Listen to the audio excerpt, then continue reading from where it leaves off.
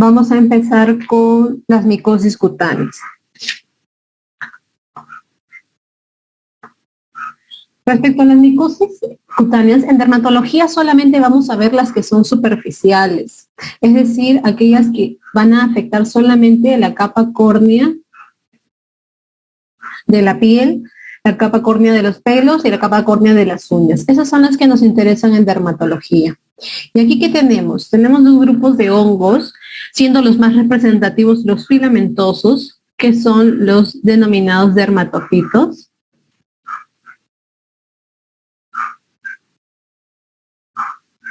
Que son lo que conocemos como las famosas tiñas. Cuando nos referimos a tiñas es porque nos estamos hablando a que son infecciones micóticas producidas por los dermatofitos.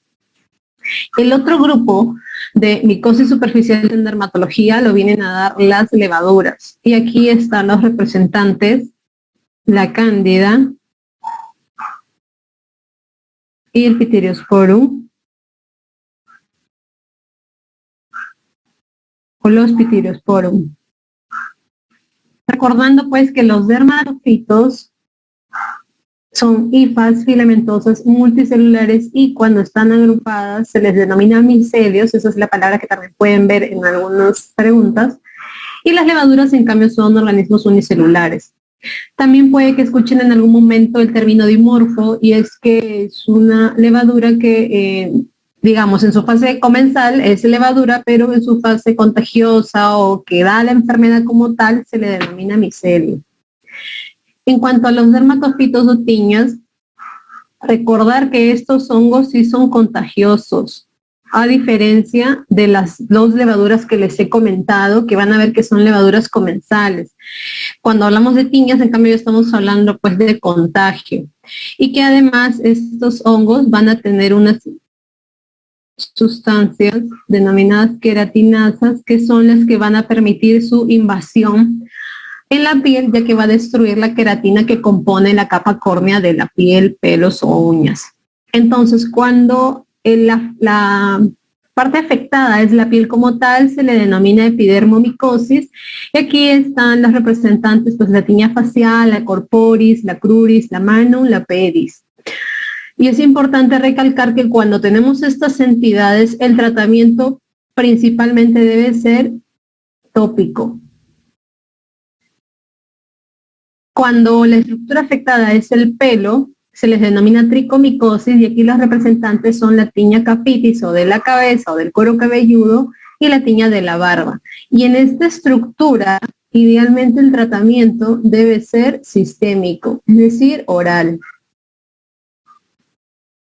En el caso de la onicomicosis, de igual forma, al ser una estructura que, como el pelo, es una estructura dura, por así decirlo, o difícil de penetrar, el tratamiento también debería ser sistémico. Entonces, eso como principio básico a la hora de dar los tratamientos de estas entidades. Respecto a los hongos como tal, seguimos hablando de los hongos dermatofitos. Hay una subclasificación de acuerdo a el origen o dónde es que más afecta el hongo. Cuando el hongo es antropofílico, significa que el hongo ha sido o ha contagiado a una persona o proviene del contagio de otra persona, mejor dicho. Estos hongos antropofílicos van a provocar una inflamación muy severa cuando atacan.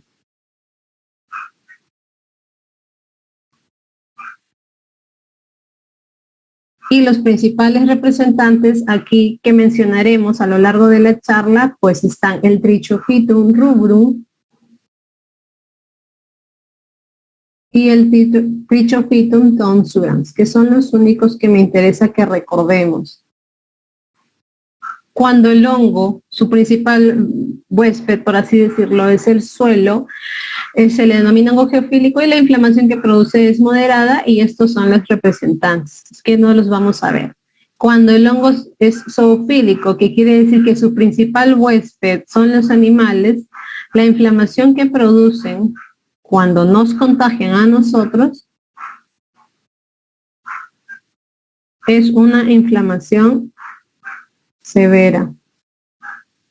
De hecho, aquí vamos a corregir esto. Aquí la inflamación producida es una inflamación leve, ya que como es un hongo antropofílico, es como si estuviera, digamos, predispuesto a que la inflamación que nos produzca sea leve. En cambio, cuando el hongo es zoofílico, la inflamación que va a producir, ya que no está adaptado tanto a nosotros, sino más bien a los animales, nos va a producir una inflamación severa. Y aquí me interesa que recuerden solamente a al Microsporum canis.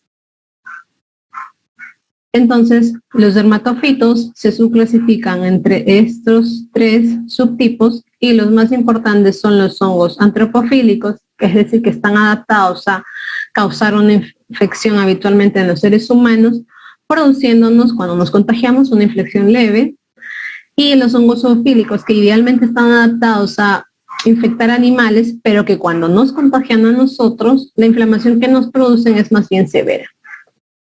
Y hablemos como tal de cada una de las micosis, que es finalmente lo que ha sido más preguntado en los exámenes.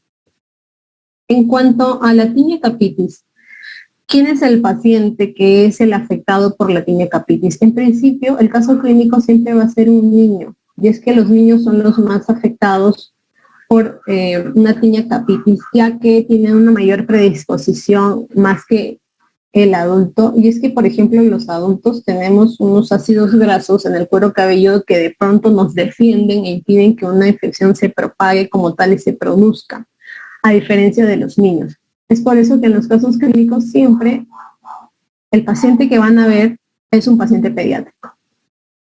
En cuanto a la agente, aquí también es muy importante recordar los agentes que les pedí que recuerden, y aquí están 2, el T-tonsurans, a lo que llamamos tiña tonsurante del cuero cabelludo, y el Microsporum canis, que recuerden este último, el canis es un hongo zoofílico y el tonsuras es un hongo antropofílico.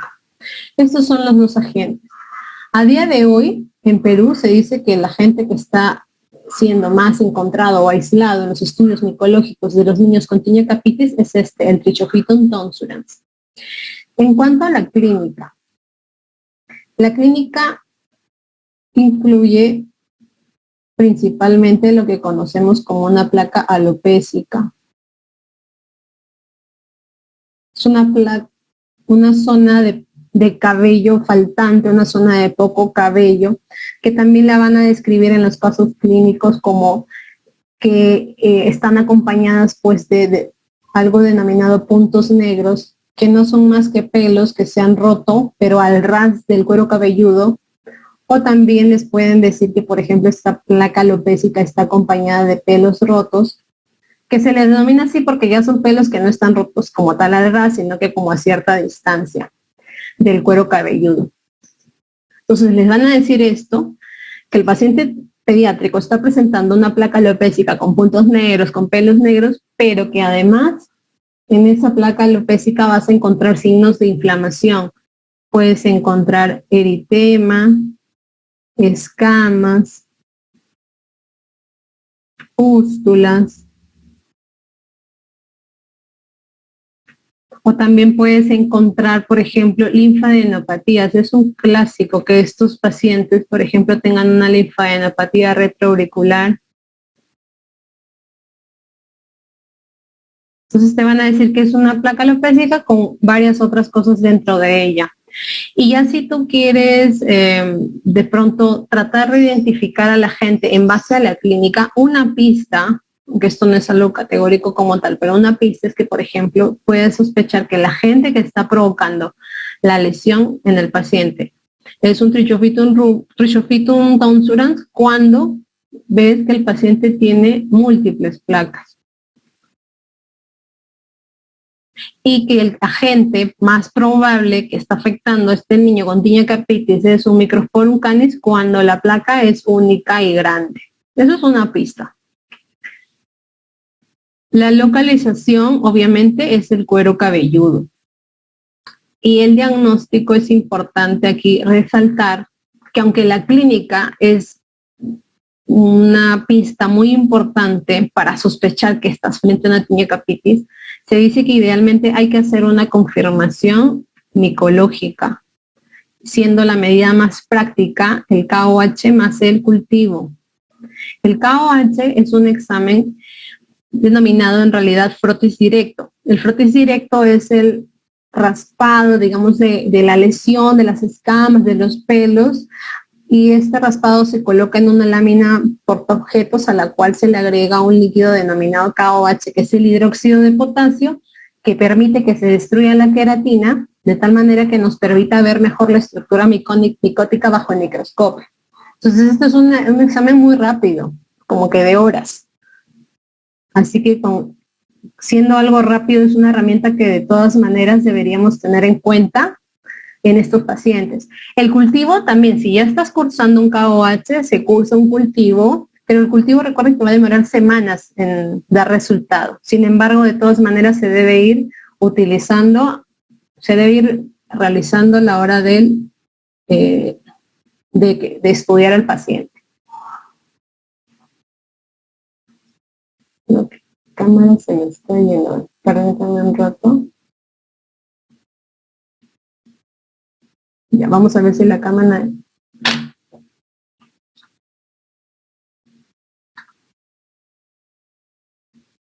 Pues ya, yo creo que ahí no debe fallar la cámara. A ver. Entonces, esta es una herramienta que de todas maneras deberíamos considerar a la hora de realizar el diagnóstico. ¿Que hay otras herramientas disponibles? Sí, pero no las utilizamos. Por ejemplo, hay algo llamado lámpara de Wood, que es una luz especial, que cuando tú emites la luz cerca a las lesiones, pues las lesiones van a tener una iluminación muy particular de acuerdo a la gente, pero esto es como una ayuda que no solemos utilizar. Yo creo que básicamente el diagnóstico es tanto clínico como micológico, como les acabo de mencionar. Y el manejo como tal, pues ya les había mencionado que de todas formas debería ser sistémico, ya que el pelo es una estructura a la cual le van a llegar mejor los medicamentos administrados por vía sistémica. Y aquí, ¿cuáles son los representantes principales? La grisofulvina sigue siendo una de las primeras opciones, especialmente en los niños. Y la terbinafina se ha convertido en una opción ideal también en los niños por su practicidad, y es que es más fácil de conseguirla. La grisofulvina causa mucha dificultad en conseguirla. Ya como segunda opción y un poco más alejada, también se puede optar por el itraconazol. El fluconazol no es algo que utilicemos con frecuencia, menos en los niños. En los adultos puede que sí, pero en los niños no. Y recuerden que los niños son los pacientes más afectados por este cuadro. ¿Qué más puedes utilizar? Antes de que me olvide, tener en cuenta que el tratamiento, cuando es para tinea capitis, debe durar más de un mes por lo menos. Siempre debe ser largo. Les decía, ¿qué más podemos utilizar? Por ejemplo, los corticoides orales. Los corticoides orales, no los tópicos, sino los orales, van a ayudar a disminuir la inflamación que muchas veces ocurre porque estos niños llegan tarde a la consulta, y esto va a disminuir el riesgo de que esta pérdida de cabello, que inicialmente es temporal, se vuelva permanente. ¿Qué más puedes utilizar? Puedes utilizar cremas o champús antimicóticos, pero no para el tratamiento como tal, porque no van a permitir la curación de estos elementos, sino solamente para disminuir el número de esporas viables y de tal manera que el paciente tampoco sea ya contagioso, porque recuerden que este es un cuadro contagioso y si el paciente tiene a un hermano en casa, muy bien puede contagiar. Entonces, este es el manejo de la tinea capitis. La tinea corporis, en cuanto a los agentes, es muy variada. Cualquiera de los dermatofitos mencionados puede ser potencialmente el agente que provoque una tinea corporis. No hay como que uno principal, así que aquí no importa tanto recordar. La clínica sí es muy importante porque es un clásico. La clínica está dada por algo denominado placa circinada. La placa circinada es la lesión que, por ejemplo, claramente se presenta en este esquema de abajo. Esta lesión que tenemos aquí es una lesión que centralmente es menos activa que en la periferia. Y eso es el significado de circinada, que afuera es más activa que adentro. Y esto coincide con el crecimiento del hongo cuando tú lo cultivas en el medio del lagar saburó, por ejemplo. El hongo crece así, hacia afuera, de manera centrífuga. Entonces esto se plasma aquí en la lesión cutánea. Y recuerden pues que la tiña corporis es una tiña que va a afectar pues el cuerpo, las extremidades. Obviamente para las manos hablamos de tiña manum, para el pie tiña pedis, para el cabello tiña capitis. Entonces esta tiña es la que afecta a esas otras áreas que no estamos mencionando. La localización, por eso les decía, es el cuerpo como tal. Recuerda que la ingle tampoco es un área de tiña corporis. La ingle es una área de lo que denominamos tiña cruris, que es lo que veremos en la siguiente diapositiva. Y en el manejo, como les había mencionado, ya que la afectación aquí es de la piel como tal y no del pelo ni de las uñas, entonces el manejo inicialmente es tópico, en base a imidazólicos o, por ejemplo, también la terbinafina tópica. Más o menos una semana es el tiempo ideal de duración del tratamiento. Se puede considerar la vía oral sí cuando la lesión es más de una o cuando el tratamiento tópico ya no está dando buen resultado en el paciente. Tiña incógnita es algo que me gusta mucho mencionar porque es algo que también vemos con frecuencia, ya que a veces intentamos tratar lesiones cutáneas de forma incorrecta. La tiña incógnita se le denomina a cualquier tiña que ha sido estropeada porque previamente se le ha tratado con corticoides tópicos más que los orales, u otros inmunomoduladores, por ejemplo, tacrolimus. Entonces, si tú has utilizado uno de estos productos en una lesión que era una tiña, la estropeas, aparentemente la mejoras, pero cuando cesas el tratamiento con estos productos, lo que pasa en la lesión es que rebota y rebota modificada, entonces te es más difícil diagnosticarlo. Es por eso que no recomendamos el tratamiento con los medicamentos denominados trivalentes o polivalentes, que no son más que estas cremas de fácil acceso en las farmacias que contienen antimicótico, corticoide y antibacteriano, porque lo único que hacen es estropear la lesión.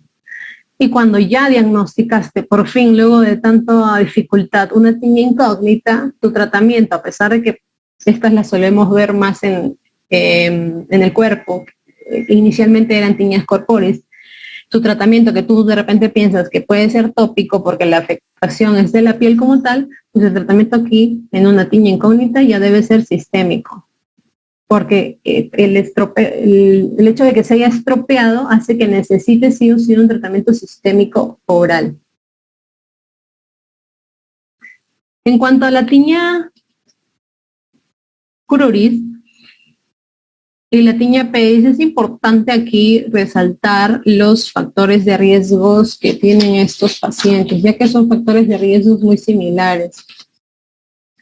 En la tiña cruris, por ejemplo, que es la tiña que más frecuentemente ataca a la ingle, pues la obesidad es un factor importante.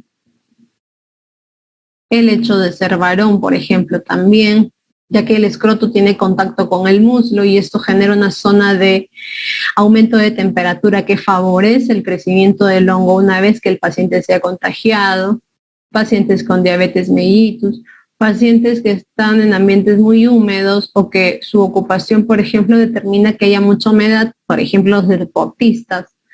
Son algunos de los factores de riesgos a tener en cuenta cuando pensamos en tiña cruris o pedis. Por ejemplo, alguna vez viene el caso clínico de una tiña pedis en un paciente atleta. Entonces son cosas que hay que tener en consideración. El agente en ambas entidades es el Trichophytum rurum, que recuerden es un dermatofito antropofílico y es que normalmente está adaptado a parasitarnos a nosotros, los seres humanos. En cuanto a la clínica de la tiña cruris, es similar a la tiña corporis en el sentido de que la lesión es una lesión de tipo circinada, es decir, con borde más activo.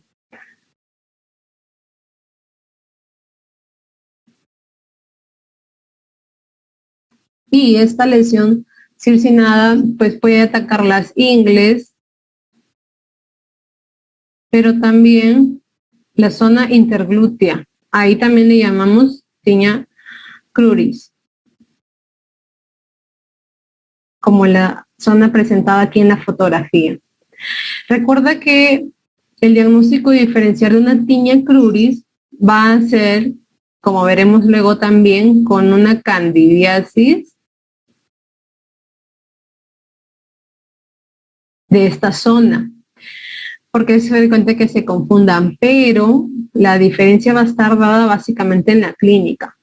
Si la lesión tiene un borde más activo, es definitivamente una tinea cruris. Pero si la lesión, como veremos más adelante, es una lesión que tiene algo llamado lesión de satélite, va a ser una candidiasis. Así estén en la misma ubicación, el agente puede ser distinto y por lo tanto la clínica puede ser distinta. Una pista para de pronto tener mayor claridad en cuanto a los diagnósticos es tener en cuenta que la tinea cruris no va a afectar ni el pene ni el escroto, a diferencia de la candidiasis en esta zona. En el caso de la tinea cruris, de nuevo, como la zona afectada es piel, no es pelo, no es uñas, el tratamiento de inicio debe ser tópico idealmente. Y es oral siempre y cuando pues las lesiones sean múltiples, las lesiones sean resistentes al tratamiento, por ejemplo.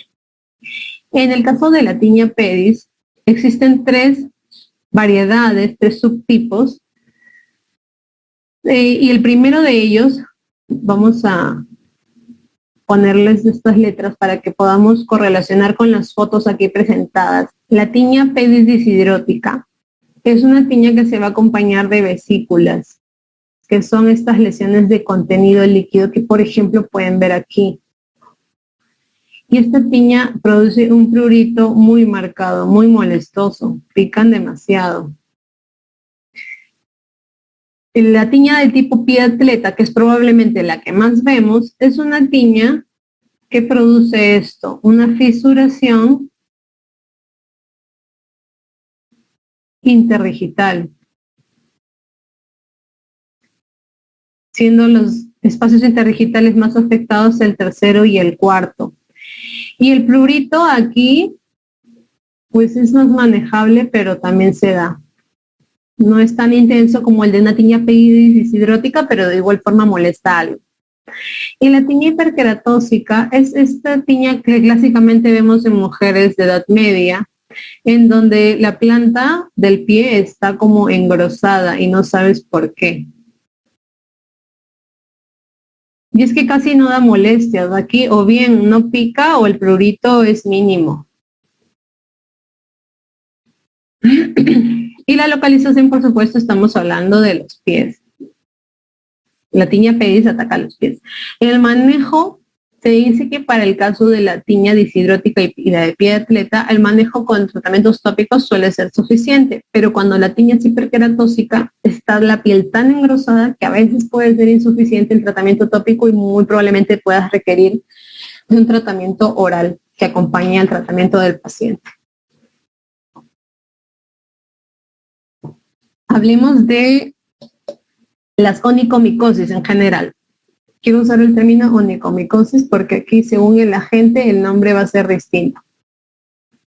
Primero hablemos de los pacientes típicos. ¿Quiénes pueden hacer con más facilidad o tener una onicomicosis? De nuevo, pues pacientes en donde hay humedad, pacientes que usan zapatos cerrados constantemente, pacientes que usan zapatillas, los deportistas. Los pacientes con diabetes mellitus también tienen más probabilidad de hacer estos cuadros, pacientes con insuficiencias tanto venosas como arteriales, pacientes que han tenido un traumatismo previo en la uña, un golpe o algo que modificó la uña, le provocó una distrofia permanente, esta uña ya deforme es más susceptible de poder contagiarse de tal manera que haga una onicomicosis. ¿Qué más? El agente, cuando el agente que provoca la onicomicosis es un dermatofito, el agente es el terruru,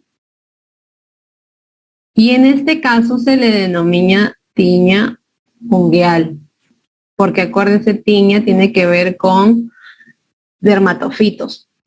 Y cuando el agente es una levadura, que en este caso suele ser la cándida, pues simplemente le llamas onicomicosis o onicomicosis por levaduras, pero aquí no corresponde utilizar el término tiña. En cuanto a la clínica, hay una clínica que es muy común en ambas entidades. Por ejemplo, en ambas entidades puedes ver leuconiquia, que es esta como coloración blanquecina de la uña. Te pueden decir también que la uña está con onicodistrofia, que es que la uña está pues deforme. También te pueden decir que la uña tiene una coloración amarilla, coloración parda, engrosada, también te pueden decir eso. Pero hay una pista que de pronto te puede hacer sospechar que es el dermatofito el causante o que es la levadura el causante, y es la localización. Cuando la localización de la afectación de la uña es distal y lateral, como aquí en la primera fotografía, se dice que el hongo muy probablemente sea el dermatofito, el terrurum, el causante de esta onicomicosis. En cambio, cuando tú ves una localización proximal y además ves asociada una perionixis, es decir, una inflamación del pliegue, como lo que vemos aquí, una inflamación del pliegue y una afectación proximal de la uña, el agente más probable aquí es la levadura cándida. Entonces eso te va a dar una pista también como para sospechar cuál es el agente. Pero lo ideal siempre aquí también, así como en la tiña capitis, es ideal que hagamos un KOH más cultivo para poder orientar el tratamiento y para poder también tener una evidencia de que lo que está causando esta alteración en la uña es una micosis y no otra entidad. Ten en cuenta que, como les había comentado, que el tratamiento en una tiña, o mejor dicho, en una afectación de la uña micótica, sea de cual fuera el agente, el tratamiento va a ser sistémico y si se pide en este caso, previa al tratamiento sistémico, idealmente un perfil hepático, porque son pacientes que van a ser sometidos a un tratamiento largo de meses de antimicóticos, y es por eso que se les pide un perfil hepático previo, idealmente. ¿Y el manejo cuál va a ser? Si el agente aislado es un dermatofito, idealmente el agente a tener en cuenta como tratamiento es la terbinafina, ya que esta tiene muy buen efecto sobre los hongos dermatofitos. Y en cambio, si el hongo aislado es la levadura, pues el itraconazol es una mejor opción. El tratamiento va a durar, si es la afectada la uña de la mano, de 2 a 3 meses, y si la afectada es la uña del pie, de 3 a 4 meses. Ahora, ten en cuenta que las onicomicosis son más frecuentes en las uñas de los pies, vamos a ponerlo aquí, que en las de las manos. ¿Y por qué? Es que los pies son más sometidos pues a traumas, están más en humedad por los zapatos cerrados. En cambio las manos pues no tienen esos factores de riesgo. Entonces cuando si te preguntan dónde son más frecuentes las onicomicosis, siempre vas a pensar que son los pies, en las uñas de los pies los más afectados. Si quieres también tú saber cuál es el agente más frecuente de acuerdo a la localización, también debes saber que cuando la onicomicosis afecta a los pies, los dermatofitos siguen siendo los principales agentes. Pero cuando la onicomicosis se da en las manos, que ya les digo que de por sí no es tan frecuente que la onicomicosis ataque en las manos, aquí sí se ha visto que los hongos más aislados son las levaduras. Entonces eso como para que tengan en cuenta si en caso les preguntan. Ya hemos hablado de dermatofitos, ahora hablemos de hongos de tipo levaduras. Hablemos de la pityriasis versicolor. Primero hablemos del paciente clásico. El paciente generalmente es un adulto joven, pero lo que importa aquí también son los factores de riesgo. De nuevo volvemos a utilizar la palabra humedad. Siempre que hablen de humedad, piensen que un honguito puede atacar ahí. Humedad o pacientes con la secreción sebácea alterada. Esto sobre todo se ve en los varones que secretan mucha grasa por su tipo de piel.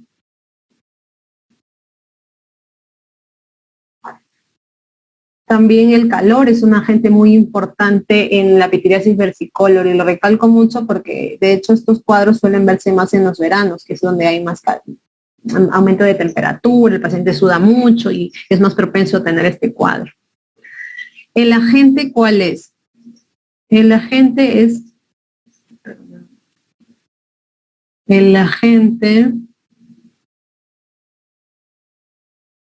es el Pitidiosporum ovale, que se dice que ese es el nombre para el hongo cuando es parte de nuestra propia flora, cuando es un hongo comensal, pero cuando por los factores antes mencionados, la humedad, el calor, se modifica y se convierte en la forma patógena denominada Malassezia purpur, que para efectos prácticos Pitidiosporum ovale o Malassezia purpur es lo mismo, da igual, si les preguntan en el examen cualquiera de las dos opciones está bien, sino que se dice que el primero se corresponde con la forma comensal y el segundo con la forma patogénica, cuando se modifica. La clínica es también muy clásica. Las lesiones vienen a estar dadas por estas máculas de variado color, por eso se le denomina versicolor, y es que pueden ser eritematosas,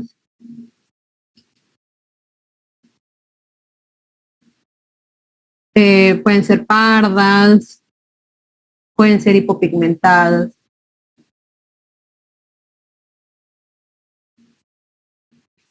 Pero estas máculas se van a asociar a algo más, se van a asociar a unas escamas muy finas, muy pequeñitas.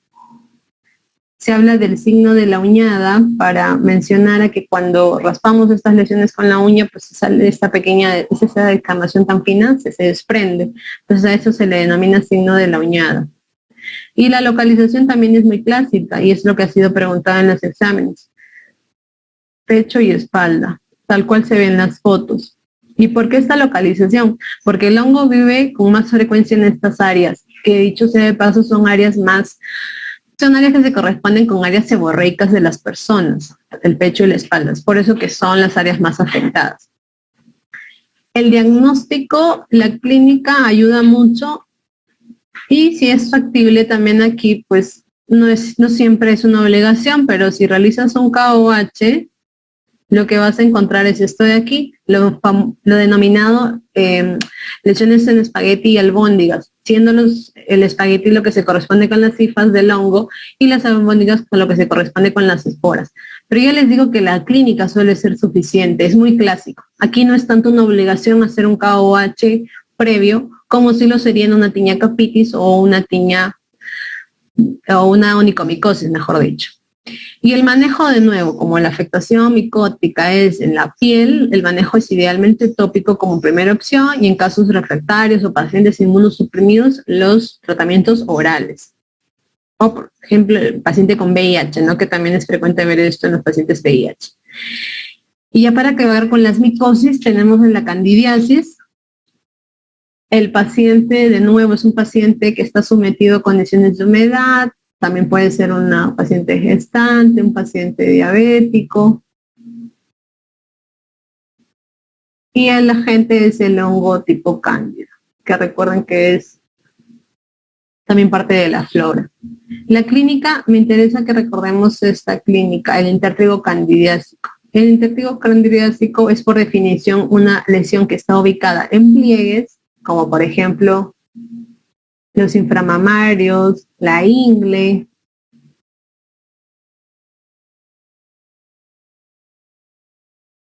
¿Y qué es lo que vas a ver en estas localizaciones? Esta lesión de aquí abajo, que es una lesión de pronto un poco inespecífica, porque tú ves dos cosas.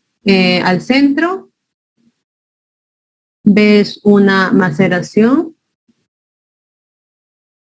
un eritema, una fisuración, por eso les decía que es como muy inespecífico, pero lo que te va a dar a ti el diagnóstico es lo que hay en la periferia de la lesión. Lo que les decía yo, las lesiones satélite, que son estas de aquí. estas como islas distantes a la lesión central, que solamente lo vas a ver en la candidiasis. Y eso es lo que, por ejemplo, te va a permitir a ti diferenciarlo. Si la lesión está en la ingle, una tinea cruris no va a tener lesiones satélite, solo va a ser una lesión circinada, es decir, de borde más activo. Pero si esta lesión en la ingle es una lesión con lesiones satélite, ya sabes que lo que está aquí ocasionando el problema es la candidiasis. El manejo de igual forma aquí es tópico en primera instancia. Otras entidades producidas por la cándida, cuando ataca la mucosa, produce el mucoide oral. Recuerden que estos sobre todo se ven inmunosuprimidos. Y cuando ataca la uña, que ya lo habíamos mencionado, la localización es proximal y además se va a acompañar de esta inflamación del pliegue denominada perionixis o paronychia también.